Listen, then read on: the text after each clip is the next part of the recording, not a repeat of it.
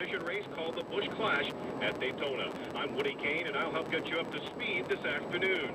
Now, today's event includes pole winners from last year, former Daytona 500 race and pole winners, past Clash winners, and 2019 playoff drivers who were not otherwise eligible.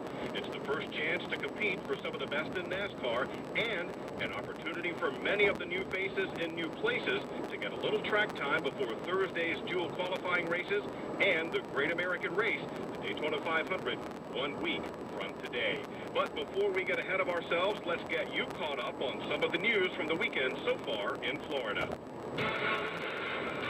Motor Racing Network's NASCAR News. Ricky Stenhouse Jr. won the pole for the Daytona 500 earlier today at a speed of 194.582 miles per hour. He'll start alongside Alex Bowman on the front row.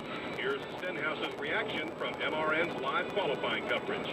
The leadership that we have at JTG Doherty Racing, from Tad, Ernie, Jody, on down to the crew chiefs and everybody that we have, working in this organization. It's really cool to come down here and see all their hard work.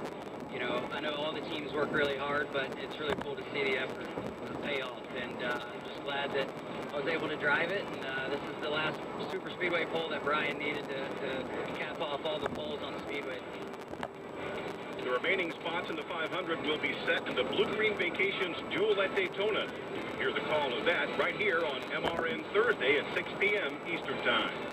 Kevin Harvick revealed yesterday that he's signed a contract extension with Stewart-Haas Racing. The 2014 champ will race with SHR through 2023. During the off-season, Harvick said he was going to back down on his television and radio duties, something he enjoyed, and emphasized winning on the track is still his priority. And for me, that'll keep me in the car for a few more years, as we go through 2023 and see where we're at. And really, that timing works well for me from a media standpoint, just because of the fact that, you have a TV contract that's coming up, you'll know who the players are. I think at that particular point, you'll have a fair amount of experience in the new car. There were a number of things that go along with that.